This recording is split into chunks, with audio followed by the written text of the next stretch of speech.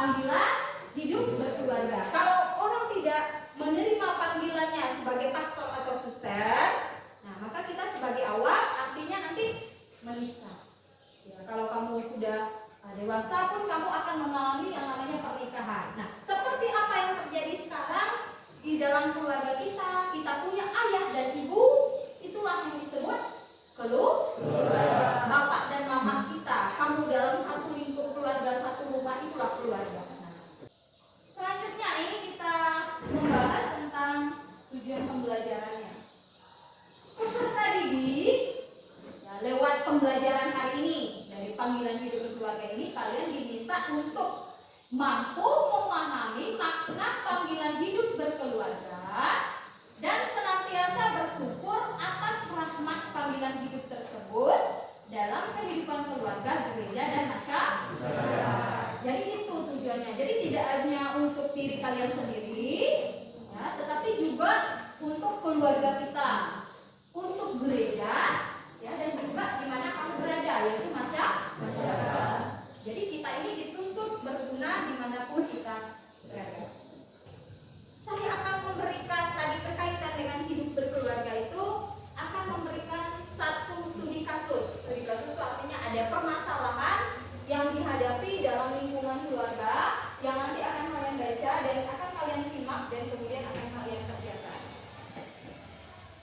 Maka dari situ kalian akan mengerti, oh keluarga yang sebenarnya itu seperti apa? Apakah semua keluarga itu sempurna?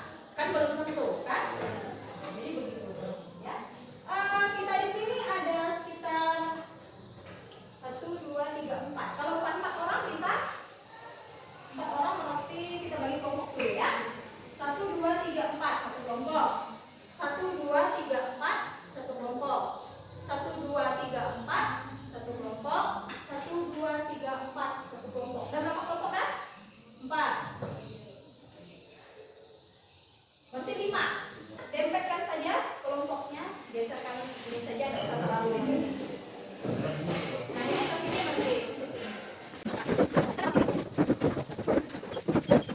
kelompok 1, kelompok 2, kelompok 3 mana kelompok 3? Kelompok 4, kelompok Ibu jelaskan dulu tugasnya, baca studi kasusnya, dibaca dulu sampai selesai. Kemudian di bawahnya itu ada pertanyaan yang harus dijawab. Jawabannya itu nanti di belakang lalu kita presentasikan sesuai dengan pemahaman kalian di kelompok bagaimana jawabannya. Bisa? Saya beri waktu 10 menit untuk mengerjakan, ya. Kenapa?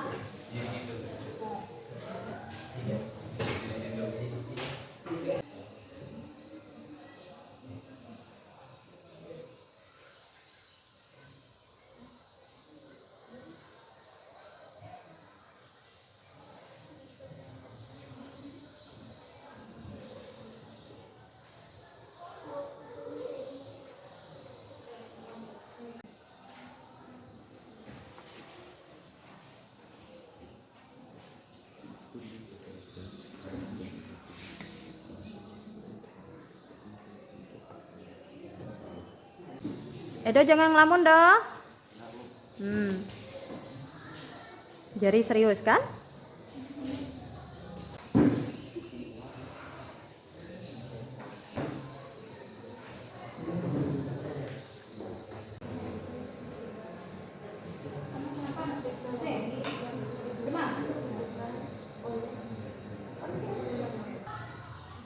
Baik, kalau sudah selesai semuanya, simpan pulpennya, diperhatikan jawabannya masing-masing kelompok.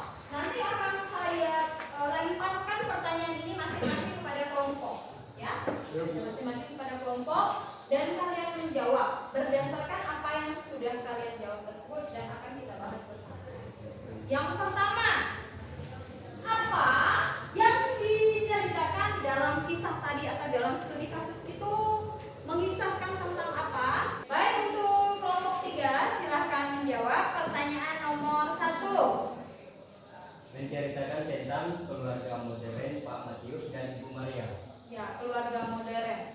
Baik, terima kasih. Kelompok 3. Kelompok 1. Tentang kisah kehidupan Pak Matius dan Ibu Maria. Ya, kelompok 2. Tantangan keluarga modern Pak Matius dan Ibu Maria. Kelompok 4.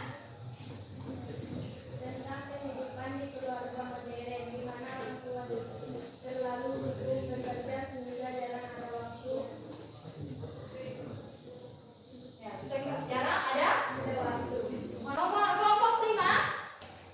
Kisah tersebut menceritakan sebuah keluarga yang dibutuhkan secara finansial, namun tidak dapat meluangkan waktu untuk keluarga. Keluarga yang seharusnya diberikan kehangatan malah terasa dingin dan hampa karena terpengaruh oleh kesibukan teknologi medsos dan kesibukan finansial duniawi. Oke. Terima kasih. Itu adalah jawaban nomor 1. Sekarang kita lanjut nomor 2. Siapkan jawaban nomor 2. Apa saja tantangan yang terjadi dalam kisah tersebut atau dalam cerita kasus yang kalian baca? Gitu. Kelompok 5 silakan berikan jawabannya. Mana kelompok 5? Tidak harmonis dalam keluarga, kurangnya kebersamaan dengan keluarga. Kurangnya kebersamaan. Oke, lanjut kelompok 4.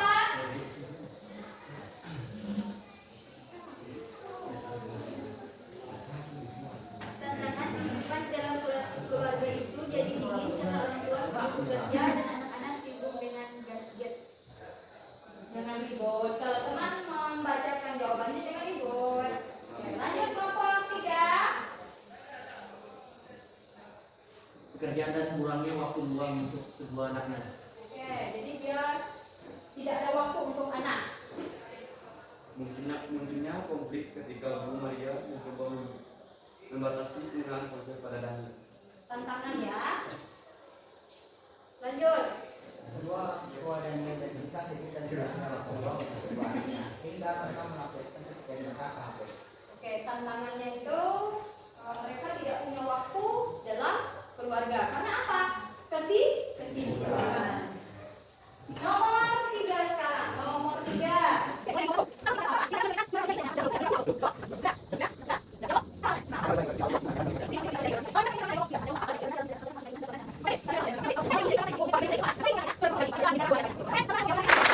Baik, kesimpulan untuk kasus tersebut bahwa memang di dalam keluarga yang sekarang atau keluarga modern, keluarga zaman now yaitu tantangannya yang pertama apa?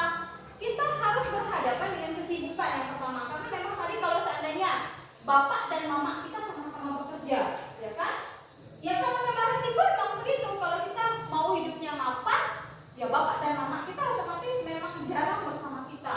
Atau mungkin nanti kamu 10 atau 20 tahun yang akan datang, kamu menikah dan sebagainya, ya itu memang resiko-resiko juga yang harus kamu hadapi. Dengan pekerjaan, dengan kesibukan masing-masing. Kemudian yang berikutnya juga apa tadi? Gadget. Gadget tadi ada yang bunga, ada apa itu gadget katanya. Ya.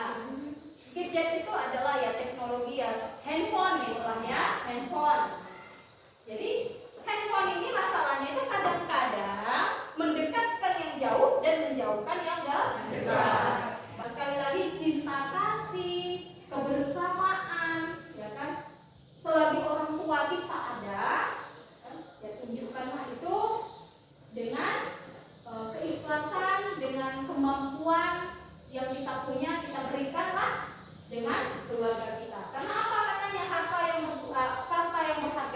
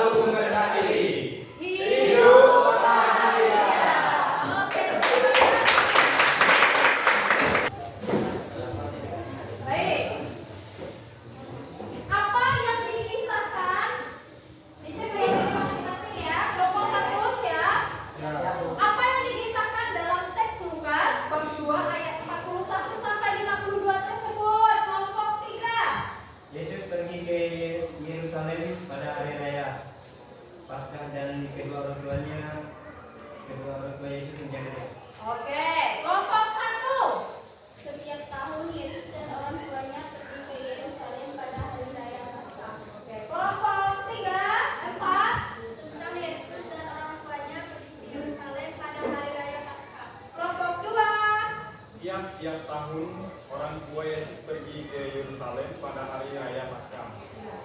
Kelompok 5. Mengisahkan tentang perjalanan Yesus dan keluarga ke Yerusalem pada masa Paskah. Yang kedua, bagaimana sikap kedua orang tua Yesus, yaitu Bapak Yusuf dan Ibu Maria, ketika mengetahui Yesus belum kembali ke rumah. Hal itu. Kelompok 2. Apa jawabannya?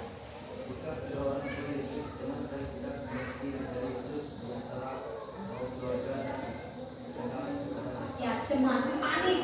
Kan? Kelompok 3, apa jawabannya? Bapamu dan aku dengan cemas mencari engkau. Cemas. Kelompok 5, kedua orang tuanya sangat cemas karena mengetahui Yesus tidak terlihat di antara kaum dan keluarga dan penjalan mereka. Oke, kelompok 4. Cemas lalu mereka kembali lagi ke Yerusalem. Cemas sekali kan? Kelompok 1, Kedua orang tua Yesus cemas karena mereka tidak menemukan Yesus. cemas. Jadi memang namanya orang tua pasti takut, khawatir kepada anaknya. Oke. Yang ketiga, dalam hal apa kita meneladani keluarga Kudus Nazaret? Coba, yang apa yang bisa diteladani? Saling mengasihi, berikan satu sama lain. Oke, saling mengasihi. Kelompok 2, Lagi berdoa. rajin berdoa. Kelompok 3, Dalam hal berdoa dan kecerdasannya dan segala jawaban yang diberikan. berdoa juga. Oke, lanjut. Kelompok 4, Selalu merayakan hari raya Paskah dan beribadah. ya, beribadah.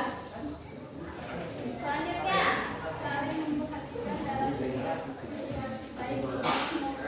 oke, selain berdoa juga saling memperhatikan. Nah, itu penting juga ya. Saling memperhatikan. Jadi kalian juga harus saling memperhatikan. Baik, selanjutnya.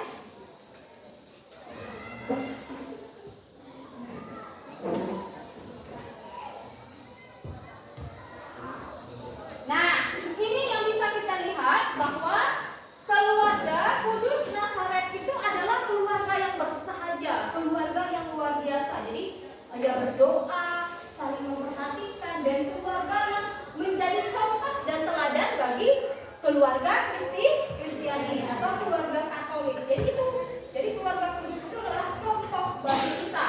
Nah, kalau mungkin nanti kita pulang, nah, kita masih belum seperti keluarga Kudus Nazaret, mungkin bisa doa bersama sebelum makan, misalnya kan, atau sebelum tidur, kumpul dalam satu keluarga itu jangan sibuk dengan HP, maka sibuklah, nah, sesekalilah kita meluangkan waktu misalnya berdoa bersama, bisa seperti itu salah satu contohnya.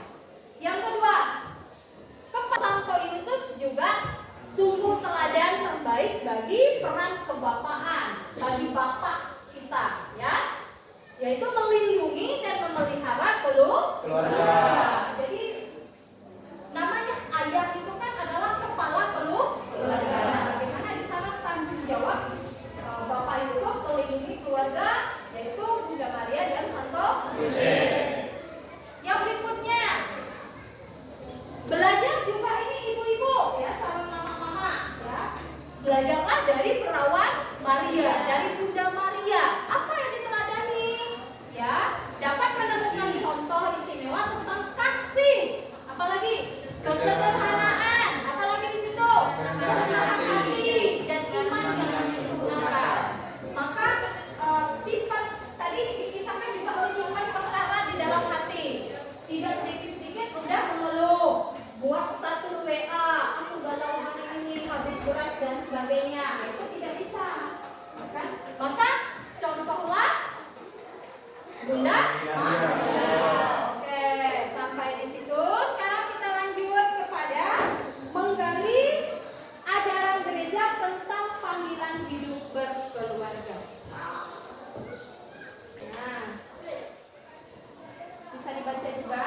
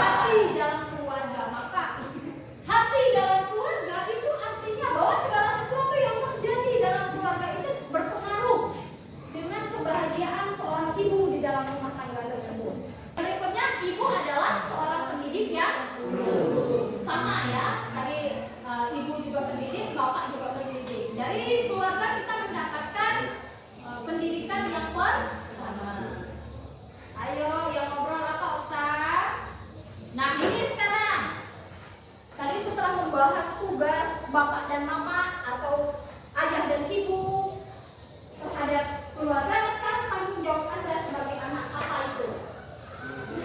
Mengasihi orang tua, bersikap dan berlaku bersyukur, serta bersikap dan berhormat pada orang tua. Oke. 10 perintah Allah itu berapa yang mengharuskan kamu mengasihi orang tua atau dengan orang tua? Yang berapa? Apa bunyinya? Oke, maka kalau diberi orang tua uang SPP, jangan kamu korupsi, jangan kamu embat. Udah dibayar belum jam? Udah mak, atau nunggak kan? Itu artinya tidak menghormati orang tua. Kamu tidak kasihan dengan orang tua kita yang sudah bersusah payah mencari. Alek kantuk lek.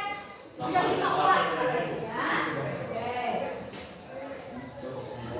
Yang paling penting adalah komunikasi dalam keluarga. Komunikasi dalam keluarga.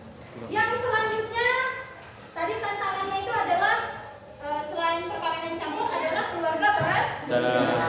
Ini yang dilarang itu adalah pengguguran dengan sengaja. Nah, pengguguran itu kan termasuk pembunuhan. Tidak boleh coba-coba.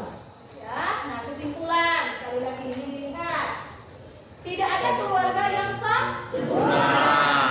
Bu Bunga mau tanya, dengan metode seperti ini menyenangkan atau tidak pelajaran? Sangat menyenangkan, Bu. Ya, oke, ngerja tugas marah kah tadi? Enggak, Bu. Dengan senang hati. Iya kak. Oke, terima kasih lah kalau begitu.